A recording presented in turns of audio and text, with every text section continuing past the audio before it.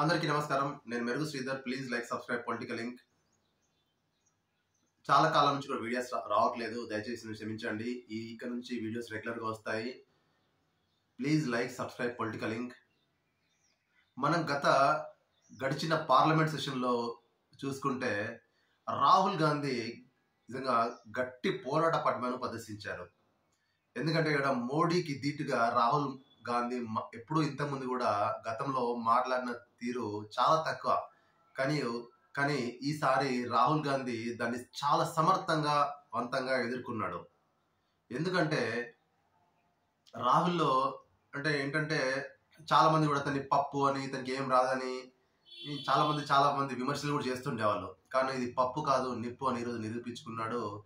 నిజంగా కూడా ప్రతిపక్షాలందరినీ కలుపుకొని తర్వాత ఇండియా కూటమి అంతటికి తాను లీడర్ ఆఫ్ ఆపోజిషన్ గా రాహుల్ గాంధీ చాలా గట్టి పోరాట పటిమనే ప్రదర్శించాడు పార్లమెంట్ లో. ఇంకొకటి అదే కాకుండా గుజరాత్ లో మేము గెలుస్తున్నాం, చూడు ఆప్కో హరాయంగే, గుజరాత్ మే హమ్ జీతేంగే అని చాలా గట్టిగా చెప్పాడు. మరి రాహుల్ గాంధీ కాన్ఫిడెన్స్ కూడా మనం మెచ్చుకోవచ్చు. ఎందుకంటే గుజరాత్ లో బీజేపీని ఓడించడం అంత సులువు కాదు. కానీ వాళ్ళకున్న ఆత్మస్థైర్యాన్ని, ఒక లీడర్ అన్నవాడు ఎట్లా ఉండాలంటే క్యాడర్కు దిశానిర్దేశం చేయాలి. అదే రాహుల్ గాంధీ ఈరోజు చేస్తున్నాడు. నిన్న మణిపూర్లో పోయి కూడా అక్కడ బాధితులను పరామర్శించి మణిపూర్లో గవర్నమెంట్ ఫెయిల్ అయింది, జాతుల మధ్యలో ఘర్షణగా మారిందని, తర్వాత ఈరోజు రాయ్బరేలీ వెళ్తున్నాడు. ఇదే విధంగా నిజంగా రాహుల్ గాంధీ కూడా సమర్థవంతంగా పనిచేయడానికి నిశ్చయించుకున్నట్టున్నాడు. ఎందుకంటే ఈ గడిచిన ఎన్నికల్లో కూడా కాంగ్రెస్ పార్టీ కొద్ది గొప్ప మంచి సీట్లను సంపాదించుకుంది. ఇండియా కూటమి అయితే దాదాపు దగ్గరగా బీజేపీకి దగ్గరగా వచ్చింది. కానీ ఇంకా మున్ముందు రోజుల్లో ఈ రకమైన పోరాట పటిమ రాహుల్ గాంధీ కనబరిచినట్టయితే అతను మంచి రిజల్ట్స్ చూసే అవకాశం ఉంటుంది.